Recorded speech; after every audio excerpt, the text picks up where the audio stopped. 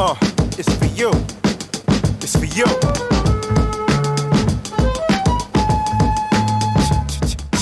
The Diary album is just more so his vocal album. He wanted to work with other producers and, you know, and show his rap skills. He wrote his rhyme and also sequenced the song, changed the sequence of the song to fit, you know, what he was doing.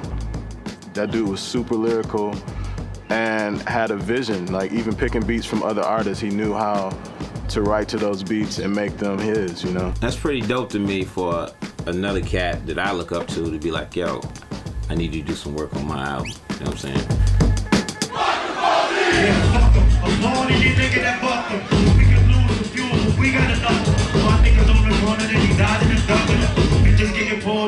Well, he always said that when he got on the mic, he had an altered ego. And he was not himself on the mic. He was very like flamboyant and confident. And the Dilla that we knew, you know, away from that was very humble, very quiet, you know. Back in the days when I was a young nigga, before my Uncle Al let me pull a gun trigger, you can find Dilla. He was talking about diamonds, bitches, fucking giant cars, young flossing. That's Detroit. It was like some Tupac shit to me. He was working, man. The DJ rock a party, you know, type of vibe, the way he grabbed the mic. However the energy was in the music, he always matched it. First, let me introduce myself. My peeps call me Dilla, known to write and produce myself. Also, I'm a pimp by nature. With Tardo, ball more than the NBA does. It's Dilla. Motherfucker, get the name right now.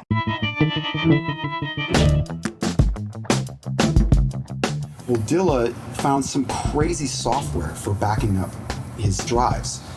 And it was made by a small company on the East Coast. Almost no one bought this software, okay, except for him, maybe a handful of other people. And so I started making all these phone calls back to the studios, and finally we figured out this software called Mezzo. Turns out the company went out of business, so you couldn't even get the software anymore. Clock was ticking. If we couldn't find the software to get the stuff off the drives, it's gonna be locked up like the Ark of the Covenant, like just, you know.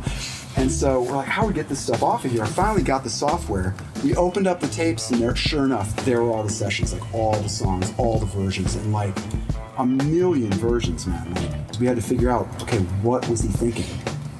And it took freaking like 10 years, man.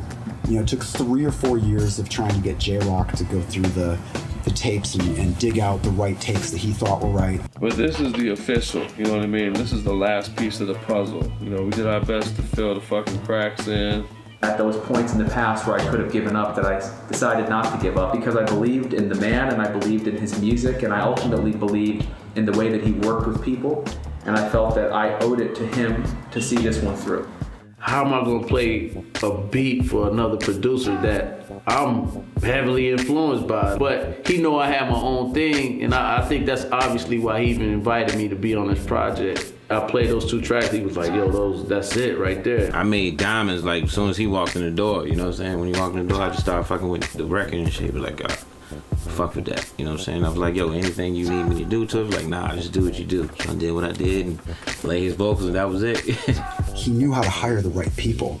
And I was watching him going, how's this guy doing this? Like, he knows when to lay off and just let people be themselves. I started understanding that Dilla looked at things like symbiotically. You know, all of his partners were just extensions of himself. And he was really good at that. Like, even with this song on the album, The X,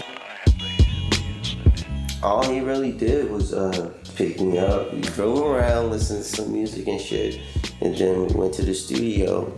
By the time I got there, I had the I knew the concept by the way he was just speaking about the music and what he was playing me before we got there, and then just left me alone, you know? Making it look like you did it yourself, but the whole time, like, he was the puppeteer, you know? Like, look what you can do, look what you're doing. It's the sickness.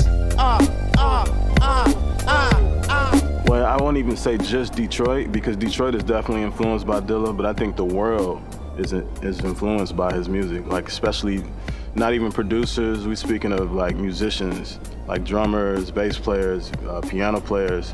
It's a lane that the Detroit boys got, you know, and something about it, and he was able to bring it all the way to life through producing. Not just making a beat, but producing a song that made people feel good everywhere.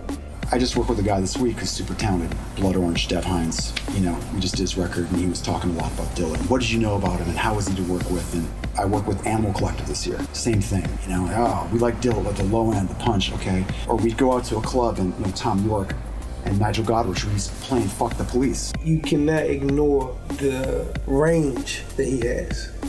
He just embodies just so many different rhythms. So it's like when he approaches something, it's just like, it's always Dilla.